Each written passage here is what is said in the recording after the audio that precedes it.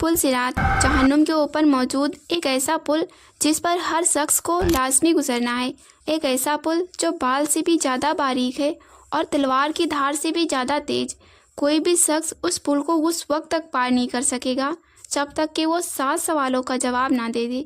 7 सवाल आखिर कौन कौन से हैं? क्या आप 7 सवालों के लिए तैयार हैं? नबी करीम सल्लल्लाहु अलैहि वसल्लम ने फरमाया कि कुछ लोगों के लिए उनके अमाल की वजह से पुल सिरात को पार करना बहुत आसान है, लेकिन कुछ लोगों के लिए उनकी अमाल की वजह से पुल सिरात को पार करना बहुत ही मुश्किल है।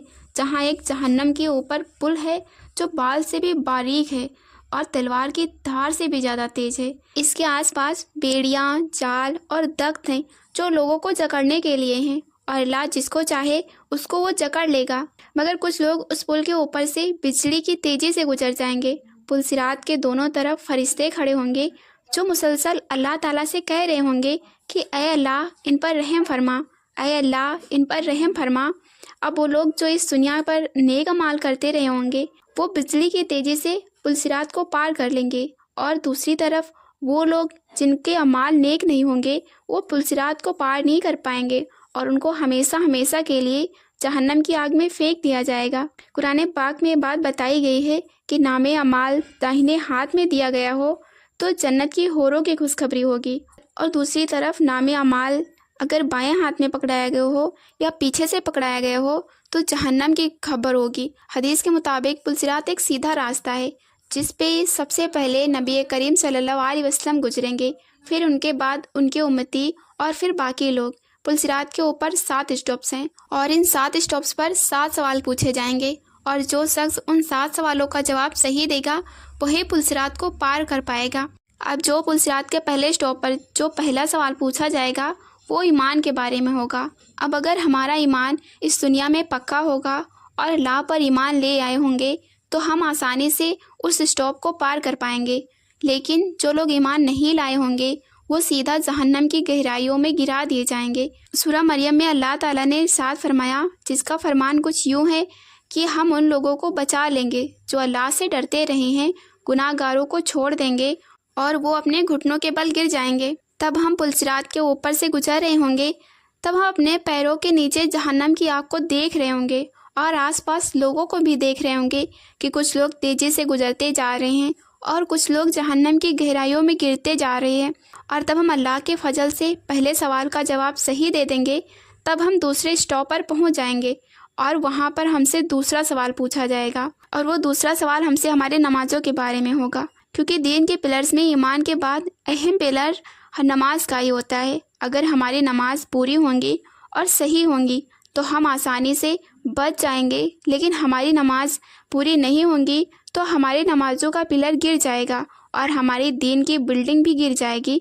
रसूल अल्लाह ने फरमाया, नमाज दीन का सुकून है, और जिसने नमाज को छोड़ दिया उसने दीन को भी छोड़ दिया। अगर हम इस दुनिया में रहते हुए सुई के बराबर भी जहन्नम की आग को अपनी आँखों से देख लें तो यकीन जाने अपने सरों को कभी सजदों से ना उठाएं। अगर आप 5 वक्ती नमाजों में गफलत करते हैं तो आज से ही 5 वक्ती नमाज पाबंदी से पढ़ना शुरू कर दें, और जब हम इन 2 सवालों का जवाब दे देंगे तो हम तीसरे स्टॉप पर पहुंचेंगे। तब हमसे तीसरा सवाल पूछा जाएगा, और वो तीसरा सवाल हमसे ये होगा कि अल्लाह ताला ने दुनिया में जो हमें माल दिया, क्या हमने उस माल को अल्लाह के बताए गए तरीक़ों के मुताबिक खर्च किया? क्या आपने ज़कात दी? आप ज़रा गौर से सोचिए कि आपने अपनी सारी ज़िंदगी इसी सोच के साथ गुजार दी कि अल्लाह ने जो आपको माल दिया कि उस पर सिर्फ आपका ही हक था, और आपने ज़कात देने से भी इनकार कर दिया, गरीबों की मदद करने से भी इनकार कर दिया, हकदार तक उसका हक पहुँचाने से भी इनकार कर दिया, उन सब बातों से इनकार कर दिया जिसका अल्लाह ने हुक्म दिया था। तो आप कैसे पुल सिरात को पार कर पाएंगे? कैसे तीसरे सवाल का जवाब दे पाएंगे? और जब इंसान अल्लाह की तरफ से अता किए गए माल को उनके हकदारों से छुपाएगा तो क़यामत के दिन अल्लाह ताला भी उस शख्स से जन्नत को भी छुपा लेंगे।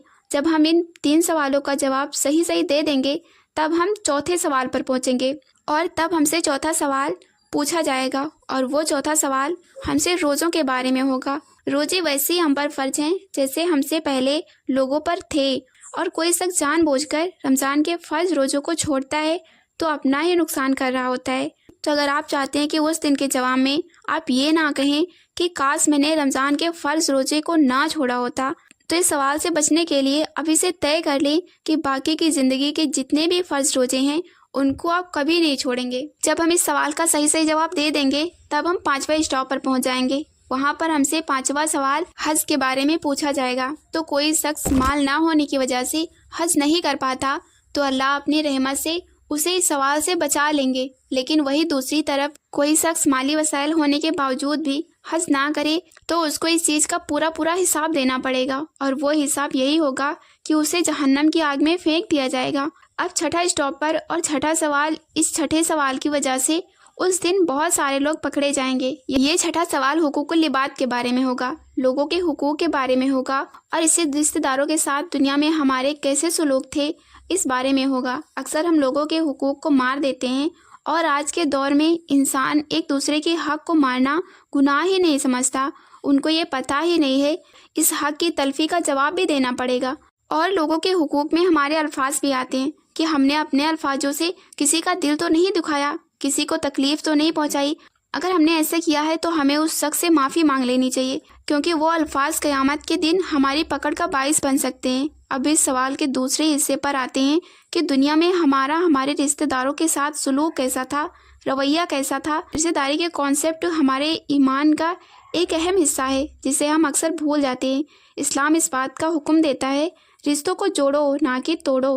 ہاں، کئی بار کچھ رشتہ دار ایسے ہوتے ہیں جو غلط راستے پر ہوتے ہیں، تو اس کا مطلب یہ نہیں کہ ہم ان سے ملنا جلنا ہی چھوڑ دیں۔ تھوڑا پیچھے دیکھیں، صحابہ کرام کی زندگیوں کو دیکھیں، بہت سارے رشتہ دار ان کے اسلام لانے کی وجہ سے ان کے خلاف ہو گئے تھے، تو نبی صلی اللہ علیہ وسلم نے صحابہ کو ان کے گھر والوں کو چھوڑنے کا حکم نہیں دیا، بلکہ صحابہ کرام اپنے گھر والوں کی خدمت کیا کرتے تھے۔ بس جہاں دین آتا تھا وہاں صحابہ کے لیے دین کی بات افضل ہوتی تھی۔ اور جب ہم اللہ کے فضل سے یہ 6 سوالوں کا جواب ہم صحیح دے دیں گے تو ہمیں 7واں سوال اور آخری سوال پوچھا جائے گا، اور وہ آخری سوال ہم سے ہماری پاکیزگی کے بارے میں پوچھا جائے گا۔ پاکیزگی یعنی غسل، اپنے جسم کو، کپڑوں کو ناپاکی سے پاک رکھنا، اور پاکیزگی ہمارے تمام عبادتوں کی بیس ہے۔ اگر ہم پاک ہوں گے تبھی عبادت کر سکیں گے، لیکن اگر ہم ناپاک ہوں گے تو ہم کوئی بھی عبادت نہیں کر پائیں گے۔ تو اگر دیکھا جائے تو پاکیزگی ایمان کا آدھا حصہ ہے، اور جب ہم اس 7 سوالوں کا جواب صحیح دے دیں گے تو ہمارا جہنم سے کوئی لینا دینا نہیں ہوگا۔ جنت اللہ تعالیٰ سے کہے گی، اے اللہ، ان لوگوں کو اب مجھے دے دے، اب مجھ میں داخل کر دے۔ نبی کریم صلی اللہ علیہ وسلم نے ارشاد فرمایا، بہت سارے لوگوں کو نہیں پتہ چلے گا کہ انہوں نے پلصرات کو پار کر لیا، اور فرشتوں سے پوچھیں گے کہ پلصرات کدھر ہے اور جہنم کدھر ہے، کیا ہم نے پلصرات کو پار کر لیا؟ تو فرشتے کہیں گے، جو پلصرات جہنم کے اوپر تھا وہ تم نے پار کر لیا، یہاں تک کہ تمہاری روشنی نے جہنم کی آگ کو ڈھانپ لیا تھا اور گھٹا دیا تھا۔ ذرا سوچئے، جو لوگ پلصرات کو پار کر لیں گے ان کی خوشی کا کیا ہی مقام ہوگا۔ ایک تو اس بات کی خوشی کہ اللہ تعالیٰ نے ہمیں ہمیشہ کے لیے جہنم سے بچا لیا، اور دوسری اس بات کی کہ اللہ تعالیٰ اب ان کو ایسی جنت میں داخل کریں گے جس کا نہ تو کبھی کسی آنکھ نے دیکھا تھا اور نہ ہی کسی ذہن نے سوچا تھا۔ اللہ تعالیٰ سے یہی دعا ہے کہ اللہ تعالیٰ ہمیں جنت الفردوس میں بہترین اعلیٰ مقام عطا فرمائے، آمین۔